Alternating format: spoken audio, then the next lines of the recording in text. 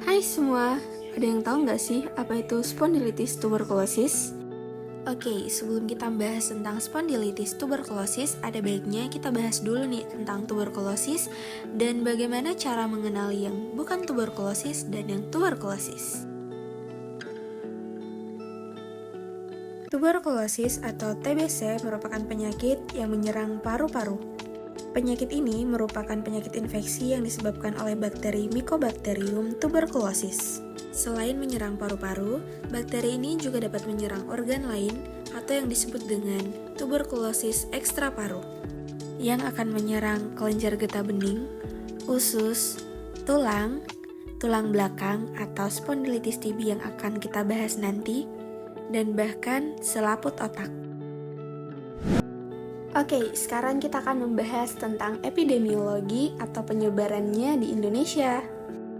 Berdasarkan jenis kelamin, jumlah kasus baru TBC tahun 2017 pada laki-laki 1,4 kali lebih besar dibandingkan pada perempuan. Pada laki-laki yaitu sebesar 245.298, sedangkan pada perempuan lebih sedikit yaitu 175.696. Berdasarkan data WHO pada tahun 2019, Indonesia merupakan negara dengan triple burden TB untuk insiden TB, TB resisten obat, dan TB HIV. Untuk insiden TB di Indonesia ditemukan 845.000 dengan peringkat ketiga di antara Filipina pada urutan keempat dan Cina pada urutan kedua. Kemudian untuk TB resisten obat, Indonesia menduduki peringkat kelima dengan jumlah kasus 24.000. Serta untuk TB HIV, Indonesia meraih peringkat ke-8 dengan 21.000 kasus. 5 negara dengan insiden kasus tertinggi yaitu India, Indonesia, Cina, Filipina, dan Pakistan. Oke, di sini kita akan membahas tentang etiologi atau penyebab dari spondilitis TB beserta gejalanya. Ternyata spondilitis TB itu terjadi karena infeksi Mycobacterium tuberculosis yang terjadi ketika infeksi itu sudah keluar dari paru-paru dan menyebar ke seluruh tulang sampai ke tulang belakang. Nah, untuk patogenesisnya sendiri, di sini penyebaran hematogennya itu dapat terjadi melalui rute vena maupun arteri. Nah, ini tuh bisa menyebabkan lesi pada bagian tengah korpus vertebranya. Apabila penyebarannya ini terjadi melalui plexus arteri anterior dan posterior, infeksinya itu dapat menyebar pada daerah paradiskusnya. Nah, lesi dari spondilitis TB ini adalah kombinasi dari osteomyelitis dan artritis. Biasanya akan mengenai lebih dari satu vertebra, karena adanya arteri segmental yang mengalami bifurkasi untuk mensuplai dua vertebra yang berdekatan. Nah, ini bisa menyebabkan terjadinya reaksi inflamasi kronik akibat dari infeksi bakteri dan dapat menyebabkan destruksi tulang secara progresif dan menyebabkan kolaps pada vertebranya. Lama-kelamaan akan menjadi deformitas tulang belakang seperti kifosis. Akibat adanya perluasan infeksi bakteri, jaringannya itu akan granulasi dan invasi ke dural direct ke ligamen dan jaringannya akan menjadi lunak di sekitar vertebra. Maka akan menyebabkan terjadinya penyempitan kanal sehingga terjadi kompresi pada bagian korda spinal dan defisit neurologisnya. Lalu, apa aja sih faktor resikonya? Nah, faktor resiko dari orang-orang yang terkena spondilitis TB yaitu yang pertama, orang-orang yang pernah kontak langsung dengan pasien TB. Yang berikutnya, orang-orang yang pernah tinggal di tempat yang padat, sangat ramai penduduknya. Yang berikutnya, orang-orang yang sistem imunnya kurang atau orang-orang dengan sistem imunokompromis. Berikutnya, orang-orang dengan malnutrisi dan juga orang-orang dengan kondisi sosial ekonomi yang kurang. Itu bisa menjadi faktor risiko orang tersebut terkena spondilitis TB. Gejala apa sih yang bisa terjadi?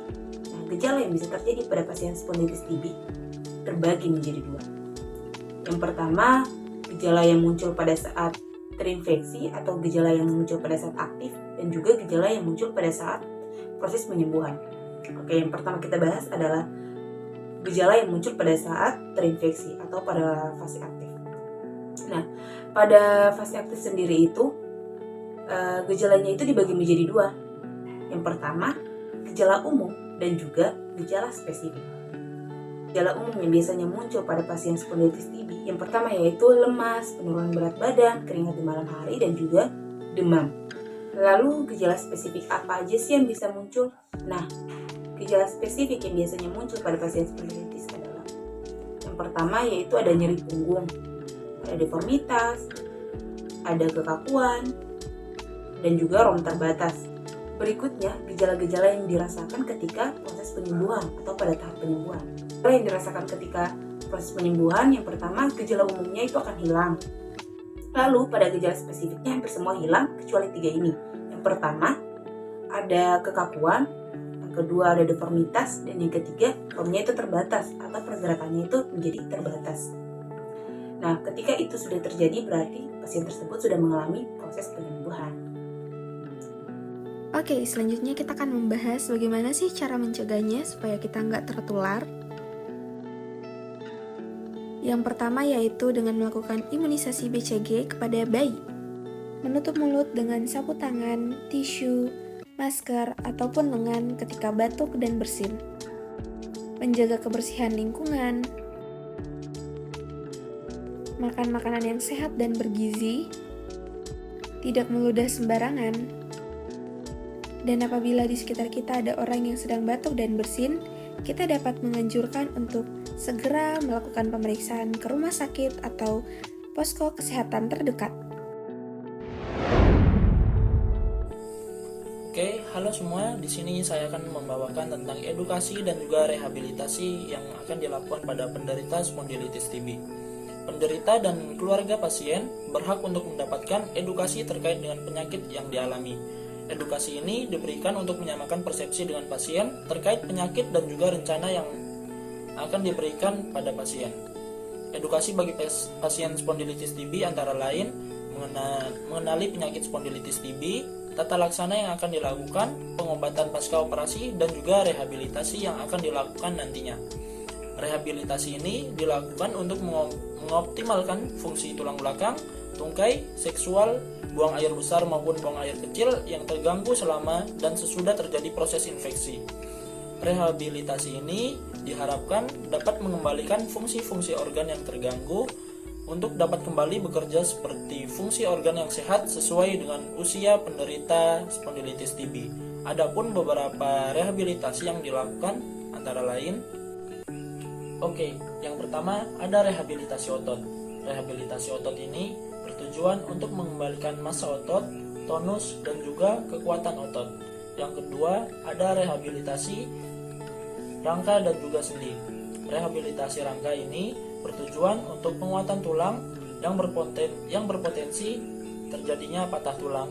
Kemudian untuk rehabilitasi sendi ini yaitu berupa mengembalikan kekuatan tulang rawan sendi. Kemudian ada juga rehabilitasi vesika urinaria. Rehabilitasi vesika urinaria ini bertujuan untuk mengembalikan fungsi berkemih terhadap resiko retensi. Nah, resiko retensi ini dapat dilatih dengan pemasangan kateter untuk mengurangi volume dalam vesika urinaria atau kandung kemih. Kemudian, rehabilitasi selanjutnya yaitu rehabilitasi kolon. Nah, untuk rehabilitasi kolon ini bertujuan untuk mengenalkan dan melatih BAB secara berkala serta mencegah terjadinya obstruksi atau penyumbatan pada usus besar penderita. Kemudian ada juga rehabilitasi seksual. Rehabilitasi seksual ini bermaksud untuk melatih dan mengendalikan hasrat seksual serta mengenalkan fungsi seksual yang masih dapat dilakukan oleh penderita. Kemudian rehabilitasi selanjutnya yaitu rehabilitasi berjalan. Di sini rehabilitasi berjalan ditujukan untuk meningkatkan serta mempertahankan kemampuan berpindah tempat penderita. Sang penderita diajarkan untuk menggunakan alat-alat bantu jalan seperti kursi roda dan juga kruk. Nah, selain itu penderita dilatih juga memperkuat anggota gerak tubuh bagian atas. Kemudian ada juga yang terakhir yaitu rehabilitasi sanitasi. Di sini tujuan dari rehabilitasi sanitasi agar penderita dapat mengenal sanitasi diri yang baik, kemudian kebersihan peralatan dan juga kebersihan pakaian terutama pakaian dalam.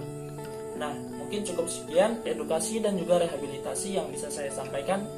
Semoga bermanfaat. Terima kasih.